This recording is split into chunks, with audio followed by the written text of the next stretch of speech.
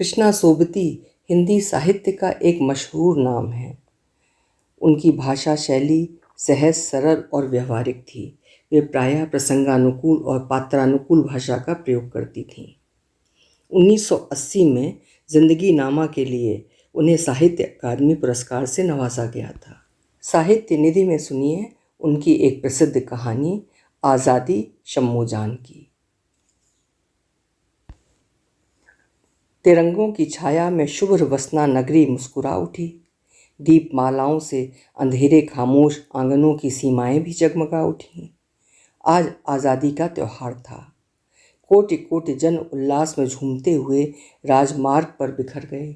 घर बाहर सजे, बाजार सजे और सज गई रूप की वे दुकानें जहां रूप रोज रोज इस्तेमाल होकर बासी और श्रीहीन हो जाता है। शम्मो बीवी ने अपनी रूखी सी कलाई पर पड़ी पीतल और कांच की चूड़ियों को झंझना कर किसी टूटे हुए अलसाए भाव से अंगड़ाई ली। सस्ती सी रेशमी सलवार पर गहरे गुलाबी रंग की कमीज और कमीज में लिपटी हुई थकी टूटी देह और देह के भार से अकड़ी हुई एक औरत की हड्डियां जैसे चरमरा उठीं। दरवाजे पर लगी रंग बिरंगी मोतियों की झालर कोठों पर से आती हुई फीकी हवा से जरा हिलकर मौन हो गई। कोने में पड़ी मेज पर नीले से फूलदान में कई दिनों के मुरझाए फूल सलवटों से भरी मैली शैया को देखकर संकोच में डूब गए। मगर शम्मो बीवी के लिए ये सब कुछ नया नहीं। संकोच में डूबे हुए फूलों पर उसकी नज़र नहीं जाती। उनसे कहीं अधिक वो स्वयं उस गर्त में डूबी हुई है जहाँ संकोच अर्थहीन हो जाता है। सालों पुराने इस पानदान में से पान लगाकर चबाते चबाते उसे ये सोचने की ज़रूरत नहीं पड़ती कि पान का रस चूस लेने पर पीकदान में थूकने की आदत क्यों बेमतलब नहीं। और आज शम्मो बीवी जानती है कि आज़ादी का दिन है। जिन कोठों पर बैठकर वो राहगीरों को निमंत्रण दिया करती है उन्हीं पर आज तिरंगी झंडियाँ लगाई जाएंगी। भूरे ओ भूरे, उसने आवाज़ लगाई। शम्मो जान की सीढ़ियों पर बैठा भूरा किसी नौजवान छोकरे को हाथ के इशारे से शम्मो के शरीर का नाप बतलाते हुए ऊपर आ पहुंचा और बोला, हाँ भाई, आज झंडियाँ लगेंगी ना? रोशनी भी करनी है भूरे? ज़रूर भाई। लीलो, चंपा, बन्नो सबके कोठे सज चुके हैं। और भूरे ने अपनी सुरमा लगी तीखी आंखों से एक बार शम्मो जान को सिर से पांव तक देखकर उसके गले के नीचे लगे सोने के बटनों पर अपनी नज़र टिका दी। शम्मो जान ने उस टकटकी को समझते हुए भी उसे अनदेखा करके कहा, जरा जल्दी करना भूरे, फिर लोग आ जाएंगे।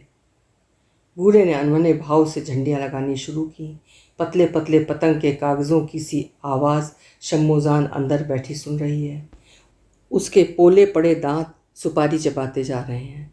सामने वाले कमरे से मुन्नी जान निकल आई और बोली, कहो बहन, क्या हो रहा है? आज तो पूरा बाजार सजा है। हाँ मुन्नी, आज तो शहर भर में रोशनी है। बीच में बात काटते हुए मुन्नी जान ने अपने कर्कश और फटे से स्वर में कहा, लेकिन ये क्यों हो रहा है? क्यों हो रहा है ये सब? और ये सवाल करते हुए अपना महीन दुपट्टा मैले से गाँव तकिए पर फेंक मुन्नी जान चारपाई पर लुढ़क गई। उसके तलवों पर बदरंग सी मेहंदी लगी थी। शम्मो जान ने कहा, आज आज़ादी का दिन है मुन्नी।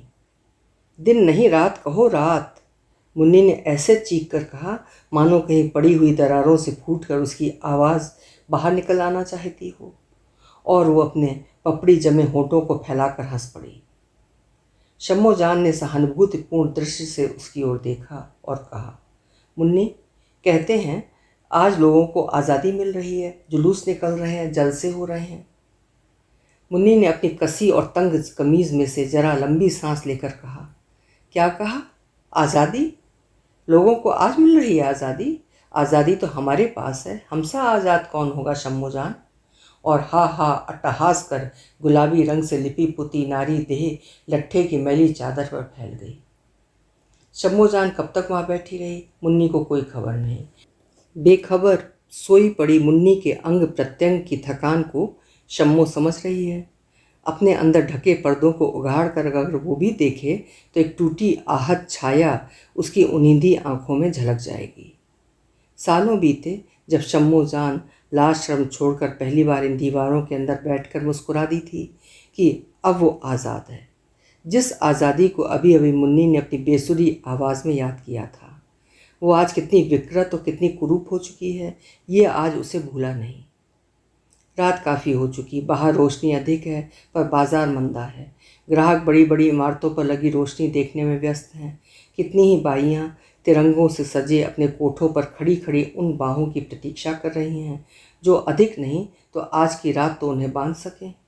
वे जानती हैं कि ये रोज़ रोज़ का टूटना, जुड़ना और छूटना वर्षों से बस एक ही क्रम, अगर किसी दिन उस पर विराम आ गया तो शिथिल हो गए हाथ पैरों में धीमे धीमे बहता रक्त एक बारगी जम जाएगा।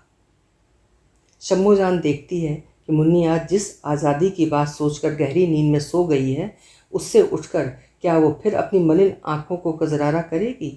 क्या वो अपने बालों को मोतियों से संवार कर छज्जे पर जा खड़ी होगी? शम्मो को मुन्नी के लिए इसमें शक है, अपने लिए नहीं। वो तो अभी जग रही है, सोई नहीं है। वो जो कुछ है अपने आप से भूली हुई नहीं है। लेकिन भूलना क्या, उसे तो याद करने की ज़रूरत ही महसूस नहीं होती।